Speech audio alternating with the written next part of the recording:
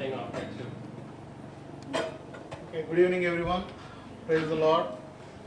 I'm not a preacher, so bear with me for 10 minutes.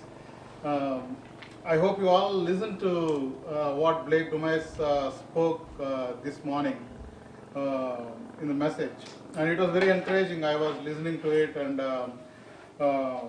one of the very important thing what we can see there was in the temptations which Jesus had, the three temptations in the wilderness, he was taken through those situations with a reason. I mean, God was speaking to us how we need to depend upon God or the power of God.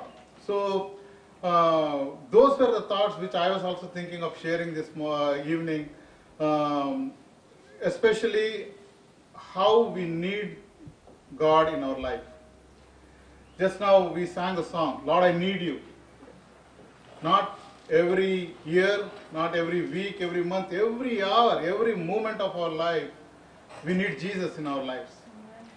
And only Jesus can help us get through with every situation we are going through, whatever is the situation. You may be going through the most worst situation in your life. No person in this world or nothing in this world can help you except Jesus. That's why let's turn our Bible. If you look in John's Gospel, 14th chapter, there is a verse which Jesus is telling to his disciples. In the previous chapter, in the 13th chapter, Jesus has spoken to them about going to the cross, about leaving them, about going back to his Father. And those things kind of discouraged them a little bit. They were troubled in their hearts. And that is when Jesus speaks in 14:1, it says, let not your heart be troubled. You believe in God, believe also in me. In my Father's house there are many mansions. If it were not so, I would have told you, I go to prepare a place for you. Let not your hearts be troubled. We see how Satan tempted Jesus, right? And you know the first two temptations, how he started? He started by telling Jesus, if you are the Son of God, if you are the Son of God, then do this. Satan is a liar. In John's Gospel 8, chapter 34th verse, we see he is a father of lies and he is a chief liar. All through the centuries he has been lying, and the one important lie which he is trying to tell to every Christian is God does not love you. Or to the whole world. He is trying to tell he does not love you. God does not have your best interest in his plan. He said that to Eve in the Garden of Eden, right? He came there, Genesis 3:4, he says, what did God tell you? Did God tell you to do this? Then he continues to say, when Eve responded to him, he says, no, that is not right. You are not going, nothing is going to happen to you. So in our lives also, when we face temptations in our life, we can hear that voice coming behind us, Satan talking to us and telling, hey, it's okay to turn the the stones into the bread. It's okay to compromise here. It's okay to just forget about God for some time. I don't think God has your best interest for you. God doesn't have the best interest for you. I want to encourage all the young children who are listening to me. That is the number one lie which he is trying to teach the world today. God doesn't have the best interest. The world has the best interest for you. And that is one lie what you and I should defend and go to Jesus. Because Jesus said, if you look in Hebrews, there is one verse in Hebrews 4th chapter. 4th chapter it says about Jesus being the high priest. He says, for we do not have an high priest who cannot be touched with our feeling of infirmities, but in all points he was tempted like you and me are, yet without sin.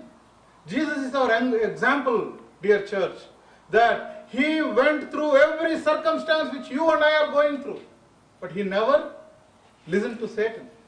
You and I need not listen to Satan. Satan is trying to pull us down. Satan is trying to discourage us. Satan is trying to trouble us.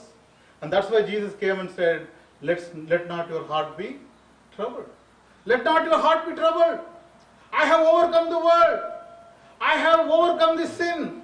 I have overcome all the temptations which you are going through. I am your example. Look at me and you will also be victorious.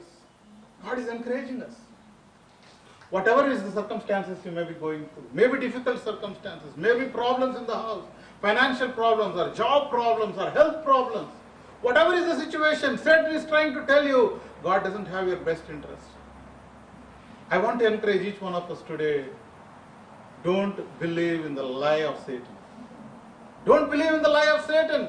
Jesus in that verse he continues to say, in 16th verse of the same chapter, Hebrews 4:16, let us therefore come boldly to the throne of grace, that we may obtain mercy and find grace in the time of need or help in the time of need. That is all we need to do.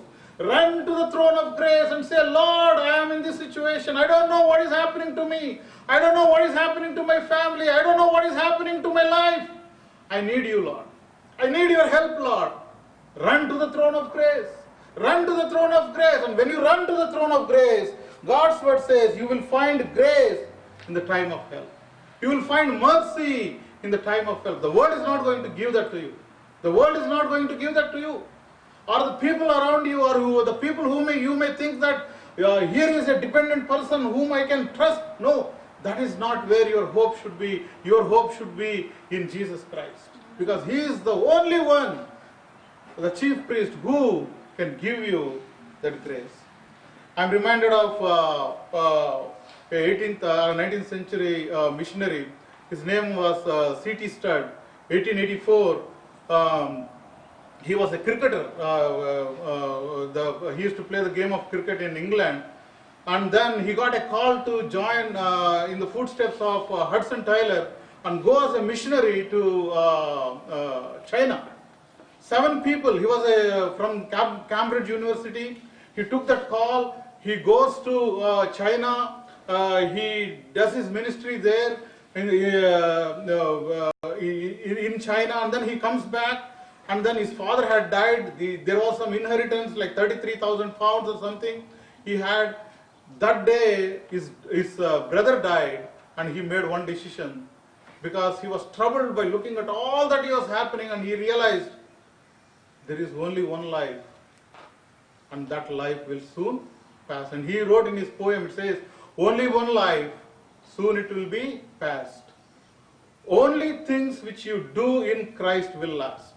Only things you do in Christ will last. So with that thought, I just want to close and encourage each one of us. Don't be troubled by what is happening in your life. God has a higher calling for each one of us. God has a greater purpose for each one of us. God is looking down at you. Don't believe in Satan when he says, hey, look at the troubles you're going through. Look at the problems you're going through. Look at all the circumstances. Nobody cares for you. Nobody loves you. All this world, look at what's happening. God loves you. God knows where you are or what you are going through. He is desiring to help you. All we have to need or do is go and cry out at the throne of grace and say, Lord, I need your grace. And you know, God's word says, God gives grace to the humble, right?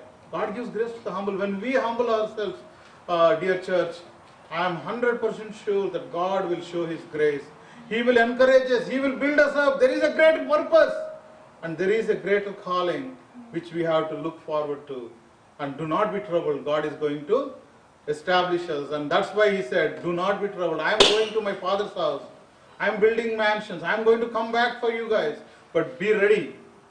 Be doing the kingdom work, and God will help us. So I thank for this opportunity, for God giving me this opportunity, and I hope we'll all be encouraged to depend upon Jesus and follow Him.